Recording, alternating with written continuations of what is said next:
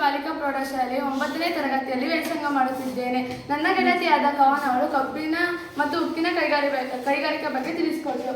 ನಾನು ಉಪಘಟಕವಾದ ಹತ್ತಿ ಬಟ್ಟೆ ಕೈಗಾರಿಕೆ ಬಗ್ಗೆ ತಿಳಿಸಿಕೊಡ್ತೀನಿ. ಕರ್ನಾಟಕದಲ್ಲಿ ಕೈಗಾರಿಕೆಗಳ ಬೆಳವಣಿಗೆ ಸರ್ವ ವಿಶ್ವೇಶ್ವರವರು ಕೊಡುಗೆ ಅಪಾರ. ಕೈಗಾರಿಕೆ ಕಿರಣದಲ್ಲಿ ಇಲ್ಲವೇ ವಿನಾಶಿ ಎಂಬ ತತ್ವವು ಹೊಂದಿತ್ತು. ಅವರು ರಾಜ್ಯದಲ್ಲಿ ಅನೇಕ ಕೈಗಾರಿಕೆಯನ್ನು ಬುನಾದಿಯನ್ನು ಹಾಕಿದರು. ಬುನಾದಿ ಅಂದರೆ ತಳಹದಿಯನ್ನು ಹಾಕಿದರು. 1923ರ ನಂತರ ರಾಜ್ಯದಲ್ಲಿ ಹತ್ತಿ ಮತ್ತು ರೇಷ್ಮೆಗೆ ಆಧುನಿಕ ಕೈಗಾರಿಕೆ ಸ್ಥಾಪನೆ ನಡೆಯುತ್ತಿತ್ತು.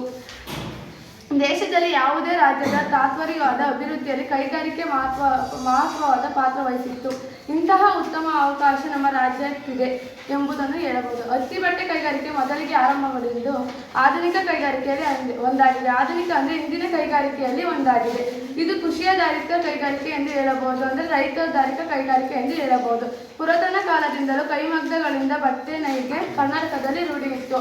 ಅಂದರೆ ಕೈಮಗ್ಗ ಅಂದರೆ ಕೈಯಿಂದ ಹೊಲಿಯಬಹುದಾದ ಬಟ್ಟೆಗಳು. ಅಂದರೆ ಗಾಂಧೀಜಿ ಚರಕದಿಂದ ಹೊಲಿತಿದ್ರಲ್ಲ ಆ ಥರ.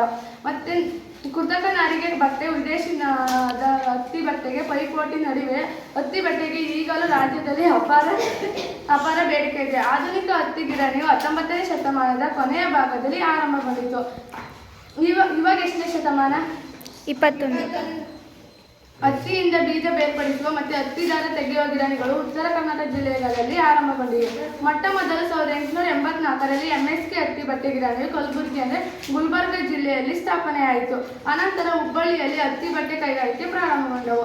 1900 ನಂತರ ದೊಡ್ಡ ಹತ್ತಿ ಬಟ್ಟೆ ಗಿರಣಿಗಳು ಸ್ಥಾಪನೆಗೊಂಡವು. ಅವುಗಳಲ್ಲಿ ಬೆಂಗಳೂರಿನಲ್ಲಿ ಬಿನ್ ಮಿಲ್, ಮಿನರ್ ಮಿಲ್, ಮೈಸೂರಿನಲ್ಲಿ KR ಮಿಲ್, ದಾವಣಗೆರೆಯಲ್ಲಿ ಕಾಟನ್ ಮಿಲ್ ಮುಂತಾದ ಸ್ವಾತಂತ್ರ್ಯ ಪೂರ್ವದಲ್ಲಿ ಸ್ಥಾಪನೆಗೊಂಡವು. ಹತ್ತಿಯನ್ನು ಹೆಚ್ಚಾಗಿ ಬೆಳೆಯುವ ಉತ್ತರದಲ್ಲಿ ಬಯಲು ಪ್ರದೇಶದಲ್ಲಿ ಹತ್ತಿ ಬಟ್ಟೆ ಕೈಗಾರಿಕೆ ಅಭಿವೃದ್ಧವು. ದಾವಣಗೆರೆಯಲ್ಲಿ ರಾಜ್ಯದ ಅತಿ ಮುಖ್ಯ ಹತ್ತಿ ಬಟ್ಟೆಗೆ ಕೈಗಾರಿಕೆ ಕೇಂದ್ರವಾಯಿತು. ಅಂದರೆ ಅತಿ ಹೆಚ್ಚು ಹತ್ತಿಗಳನ್ನು ಬೆಳೆಯುತ್ತಿದ್ದದಕ್ಕೆ ಕೈಗಾರಿಕೆ ಕೇಂದ್ರವಾಯಿತು. ಇದನ್ನು ಕರ್ನಾಟಕದ ಮಾಸ್ಟರ್ ಎಂದು ಕರೆಯುತ್ತಿದ್ದರು. ಹುಬ್ಬಳ್ಳಿ, ಇಳಕಲ್, ಬಾಗಲಕೋಟೆ, ಗದಗ, ಬಾದಾಮಿ, ಬೆಳಗಾವಿ, ಗೋಕಾಕ್, ಬಳ್ಳಾರಿ, ಹುಣಸೂರು, ನಂಜನಗೂಡು ಇತ್ಯಾದಿ ಕಡೆಯಲ್ಲಿ ಕೈಗಾರಿಕೆ ಸ್ಥಾಪನೆಗೊಂಡವು. ಕರ್ನಾಟಕದಲ್ಲಿ ಹತ್ತಿ ಬಟ್ಟೆ ತಯಾರಿಕೆ ಮೊದಲಿಂದಲೇ ಹೆಸರಾಗಿತ್ತು. ಚಾಮರಾಜನಗರದ ಹತ್ತಿ ಬಟ್ಟೆ ನೂಲನ್ನು ನೆಯ್ಯುವುದು ಗಿರಣಿಗಳಿವೆ. ಪ್ರಸ್ತುತ ರಾಜ್ಯದಲ್ಲಿ ಅನೇಕ ಹತ್ತಿ ಗಿರಣಿಗಳು ಕಾರ್ಯನಿರ್ವಹಿಸುತ್ತಿದೆ. ಇತ್ತೀಚೆಗೆ ಕೆಲವು ಹತ್ತಿ ಗಿರಣಿಗಳು ಮುಚ್ಚಲ್ಪಟ್ಟಿವೆ. ಇದಕ್ಕೆ ಕಚ್ಚಾ ಹತ್ತಿ ಕೊರತೆ, ಹಳೆಯ ಯಂತ್ರಗಳು, ವಿದ್ಯುತ್ ಶಕ್ತಿ ಕೊರತೆ, ಹೆಚ್ಚಿರುವ ಉತ್ಪಾದಕ ವೆಚ್ಚ ಕಾರಣಗಳಿವೆ. 11 ಜಿಲ್ಲೆಗಳಲ್ಲಿ ಬಟ್ಟೆ ಸಿದ್ಧ ಉಡುಪಿನ ಪಾರ್ಕ್ಗಳು ಸ್ಥಾಪಿಸಲಾಗಿದೆ. ದೊಡ್ಡಬಳ್ಳಾಪುರ, ಆನೇಕಲ್ಲು, ಬೆಳಗಾವಿ, ಮೈಸೂರು, ರಾಮನಗರ ಮುಂತಾದ ಕಡೆಯಲ್ಲಿ ಪಾರ್ಕ್ಗಳನ್ನು ಸ್ಥಾಪಿಸಲಾಗಿದೆ. ಇವುಗಳನ್ನು ರಫ್ತನ್ನು ಮಾಡಬಹುದು. ಕರ್ನಾಟಕದಲ್ಲಿ 2ನೇ ಸ್ಥಾನವನ್ನು ಕೈಗಾರಿಕೆಯು ಪಡೆದಿದೆ.